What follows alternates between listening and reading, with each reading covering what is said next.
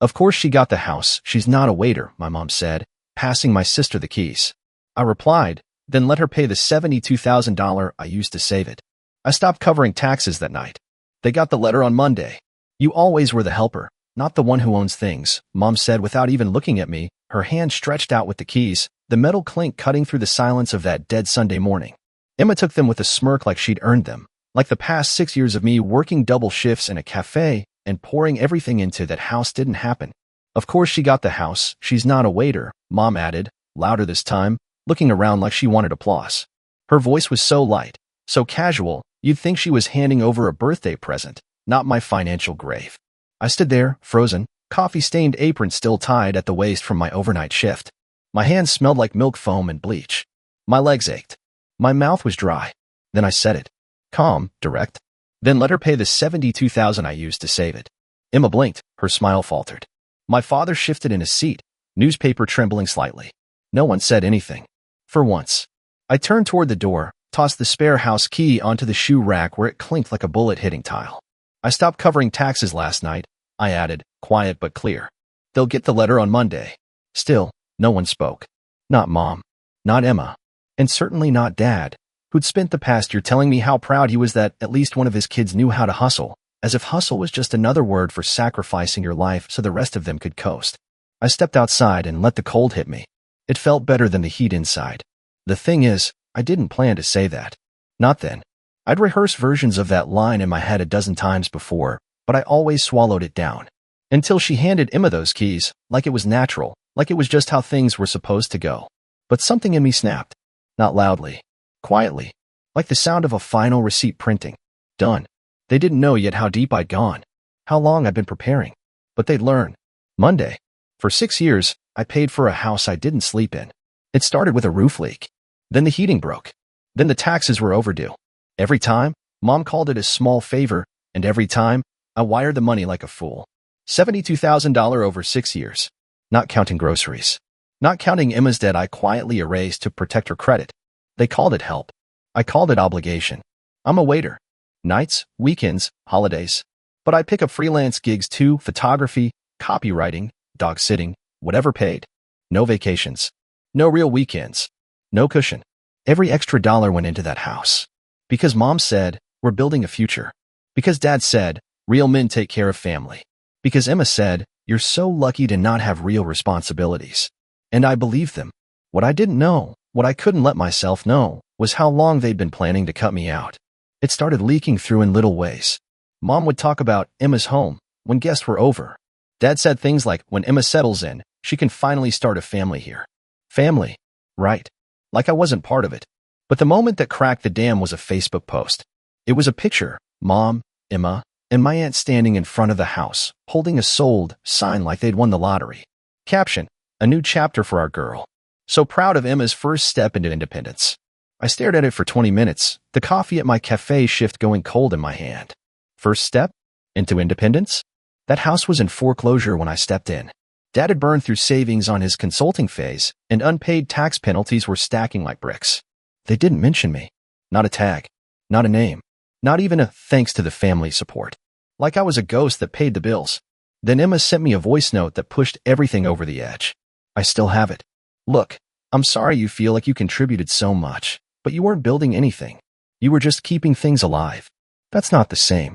I'm the one with the vision. You're just support. I laughed when I heard it. Not because it was funny, because it was honest. They finally said it out loud. I was the mule. The wallet with legs. But the Rael bomb dropped 2 weeks later. I was cleaning out my apartment and found an old flash drive Emma had begged me to back up for her years ago. I'd forgotten about it completely. Plugged it in while dinner cooked. There were folders labeled by names. Mark, Timo, Dad, taxes, me. I opened me first. Inside? Screenshots. Edited texts. Voice memos. Fabricated conversations of me calling her abusive. A doctored email thread where I demanded repayment with threats. Photoshop levels of lie. All organized like a portfolio of destruction. Date stamped. Indexed. She had been building a fake history of me. Preparing for something. For this. And then I opened taxes. That's when my stomach flipped. Inside were PDFs, years of tax forms, 2 of which had my name forged as financial contributor for a family business that never existed. One had my national ID attached. I never signed them. I never saw them. Dad's name was there too. But his signature looked scanned and copied and pasted. They'd used me. Not just emotionally. Not just financially. Legally. The next morning, I called a lawyer I used to serve double espressos to every Tuesday. I sent her the files. She called back 2 hours later. This is fraud, she said. And if your name is on any official submission and you didn't authorize it, they're looking at criminal exposure. Exposure. I like that word. I wrote a message to my family group chat. Starting Monday, the house expenses are no longer my responsibility. If Emma owns it, she owns the taxes too. Best of luck. Not a single reply. Until Dad called me at 2 a.m. Drunk. Slurring. You ungrateful person. You think you're better than us because you played accountant? You think this is your money? You owe us for your childhood. That's when it hit me. He believed that. They all did. That I owed them for being born. That everything I gave was just settling a debt. So I decided to collect mine. I started digging. I went back through my emails. Old chats. Bank records. I compiled a timeline. A pattern. And then I found something I hadn't expected. Emma's real job history. The one she hid from everyone. She wasn't unemployed in 2020. She was doing freelance crypto consulting for a client later charged with laundering. Her accounts got flagged. And guess whose name she used to set up the first wallet for testing? Mine. That same week, she posted a photo with the caption, "New chapter, new keys, same roots. Thanks to everyone who believed in me." Believed in her? I funded her. I protected her. I handed her a house she now acts like she inherited from God. They want silence? They'll get fire instead. Emma's new home celebration was on a Saturday. She called it a small get-together to bless the new beginnings. The invitation came through the family group chat, the same one where nobody responded when I told them I stopped covering the taxes. Funny, isn't it? They still wanted me there. I said yes, but I didn't come with wine. I came with a laptop, a speaker, and the flash drive. They weren't ready. The house looked like a Pinterest board come to life. White balloons, gold streamers, a charcuterie board laid out like it cost more than my rent.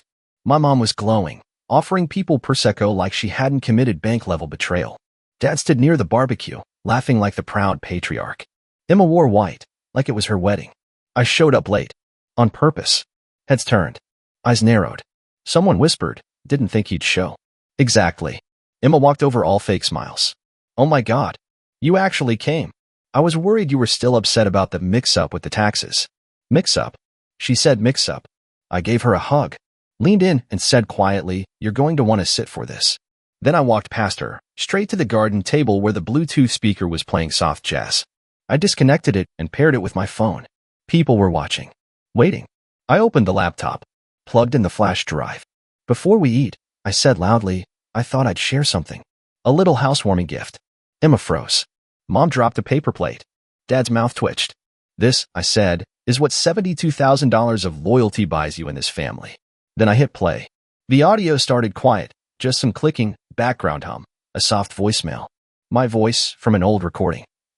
"Hey Em, just checking if you got the transfer, hope it helps. I know it's been hard." Then her voice, spliced from 2 different clips but edited to sound like one. "You're useless. You only help because you're guilty. Don't pretend like you matter." A few people gasped. I let it run. 10 more seconds. Then hit spacebar. "Fabricated," I said. Spliced. I found dozens of these. Emails. Screenshots. Fakes. All saved neatly in a folder labeled insurance. Silence. You could hear someone's glass clink against a plate. Then I opened the next file. A PDF. This is a tax filing from last year. Listed under a family LLC. With my national ID. I didn't sign this. I walked to my father and handed him the printed copy. He didn't take it. So I dropped it on his lap. Forgery. Fraud. Both federal offenses. I spoke to a lawyer. The investigation starts Monday. Now the noise started, chairs scraping, voices muttering. Emma stepped forward, face pale. "You're ruining this day," she hissed. "No," I said. "You did. When you built your new life on my name." Then I turned to the guests. Aunts, cousins, family friends. People who laughed at my jokes once, years ago, before they forgot I existed. For those of you wondering if this is necessary, ask yourselves why they never told you I paid for this house. Why they hid my name, my help, and replaced me with a fantasy of Emma's independence. Then I looked straight at Mom and asked her who wrote the caption on that post. She bought it on her own. She didn't say anything, not even a flinch. But someone else did. From the edge of the yard, a man stepped forward. Mid-30s, sharp jacket, sunglasses hanging from his collar. "That'd be me," he said. Everyone turned. "I'm Alex," he said. "Emma's ex. The one she told you cheated on her?" "I didn't. I left after I found out she lied about everything, including the money for this house." Now Emma did react. She turned red, then white, then started shaking her head like a child caught in a lie. "You don't know what you're talking about." "I saw the documents," he interrupted. "I was the one who helped her print them. Thought they were legit. Until I realized she forged her brother's ID to file them." Gasps again. Someone stood up. My aunt muttered something about needing air. Then Alex said the final blow.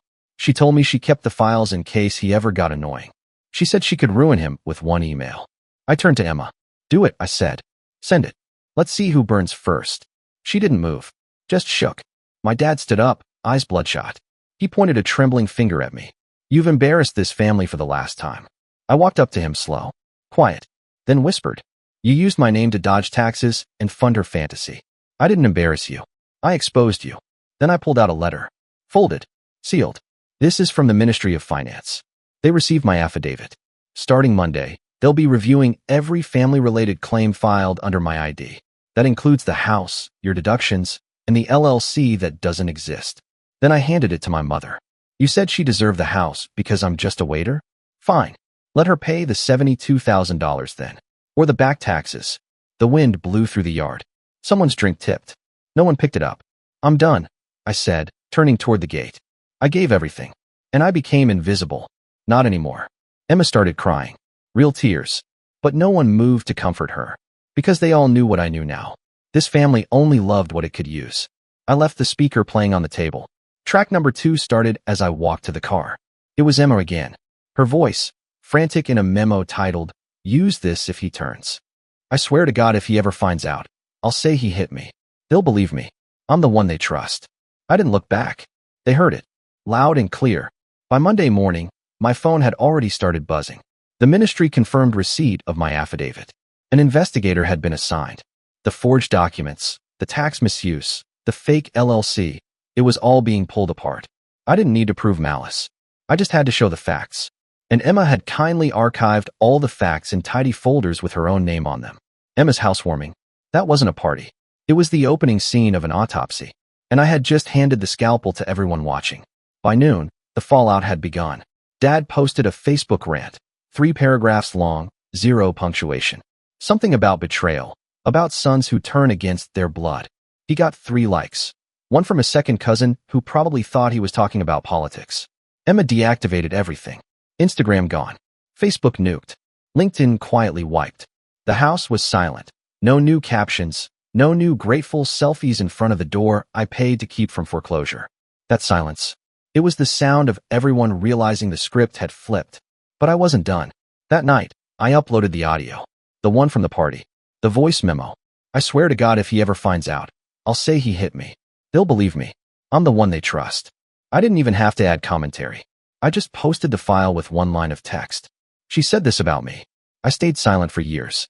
I'm not silent anymore. And the internet? It exploded.